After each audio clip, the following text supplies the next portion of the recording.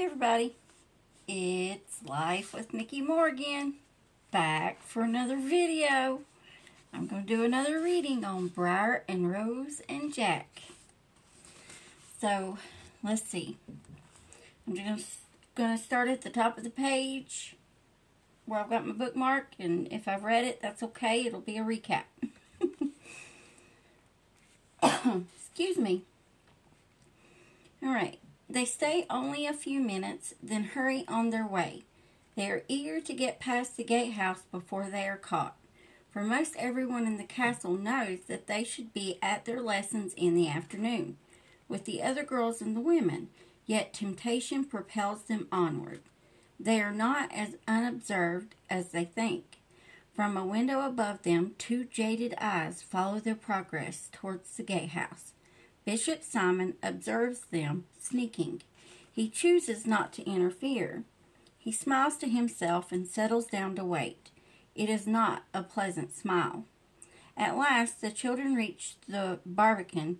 The drawbridge is down, the portcullis up, and steady stream of sweating peasants, artisans, and craftsmen travel in and out of the gatehouse, along with horses, carts, and the occasional knight or holy man.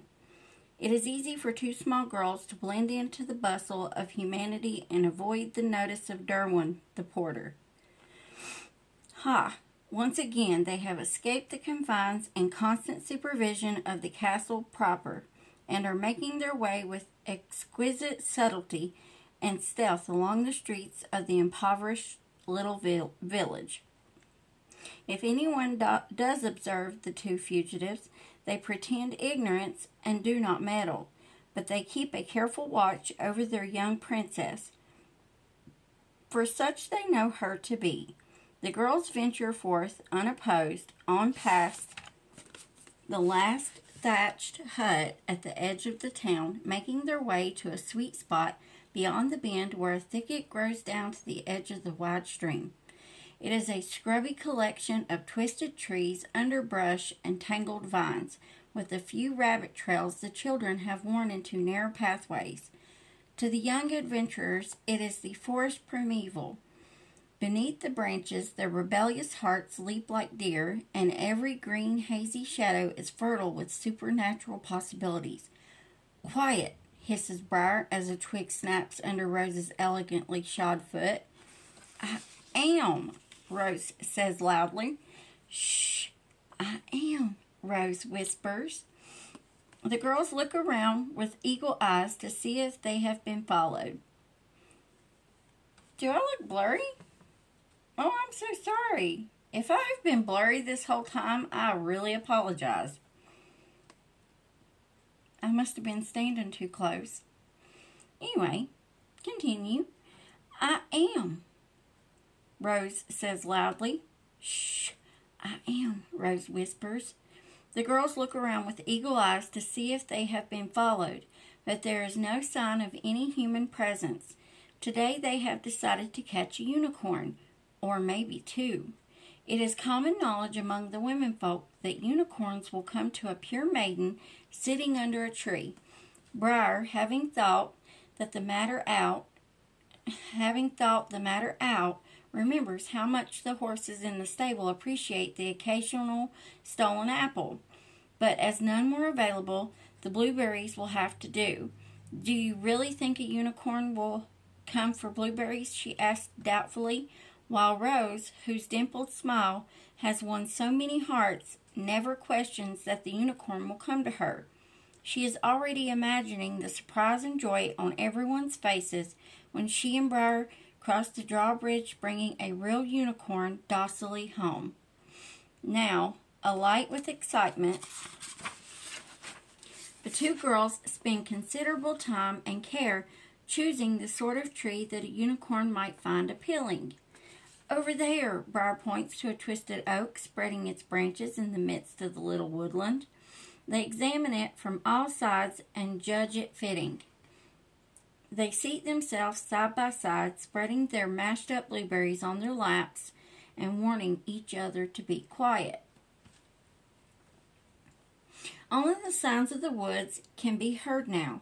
The lazy rustling of the myriad swaying leaves, bursts of birdsong, the tiny flutter and buzz of insects.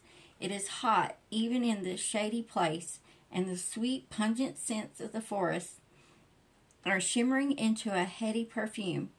Briar and Rose relax in the dappled light, and they begin to talk, very softly, so as not to frighten any unicorns.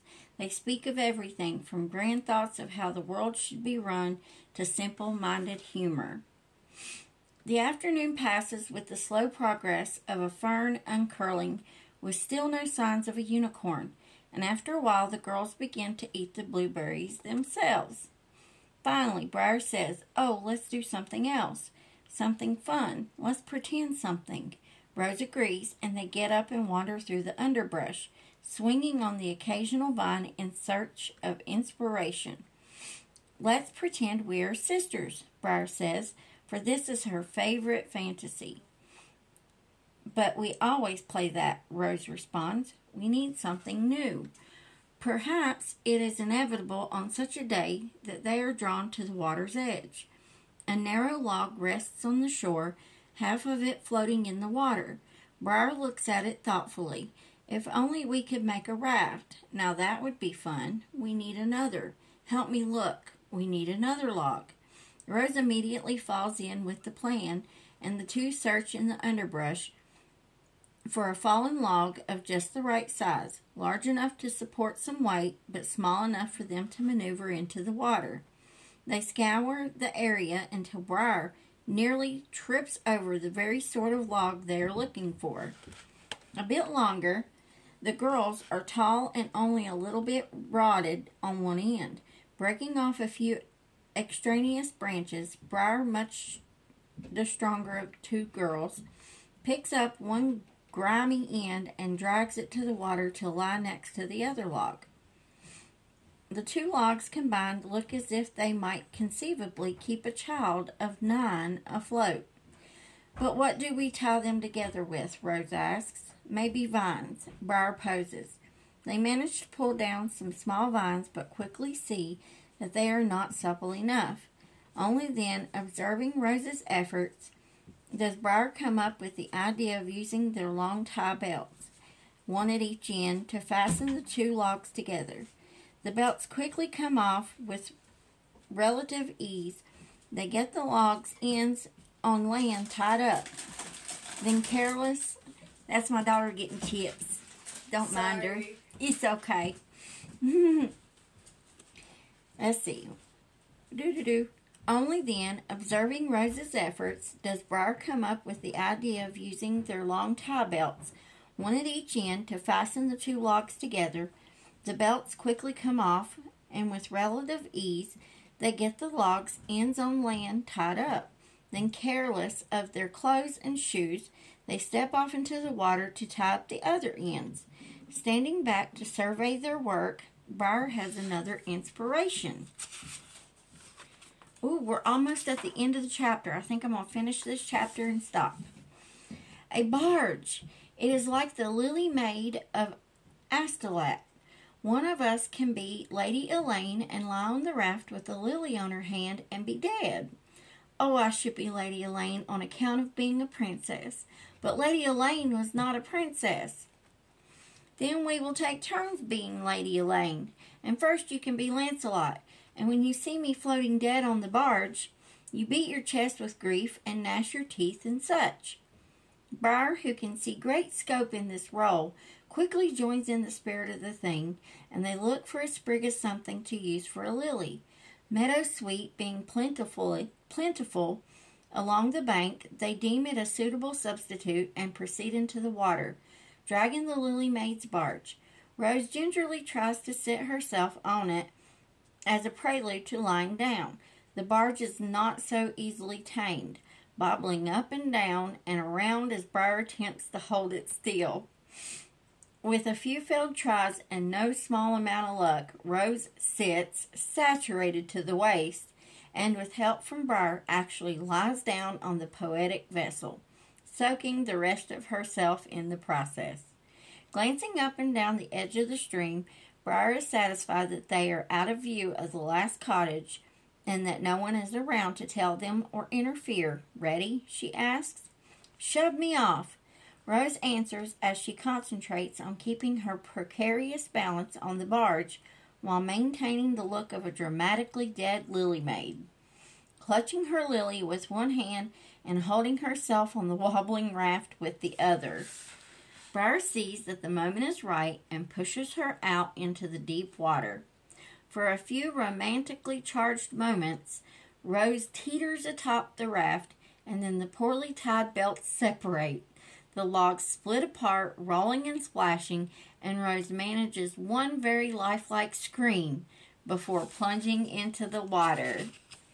That is the end of chapter 1. Still no giant. Hopefully the giant is in the next chapter. I hope you guys are enjoying this. I'm enjoying reading it. But yeah, I hope everybody has a great day. And you take care. And I'll see you in the next video.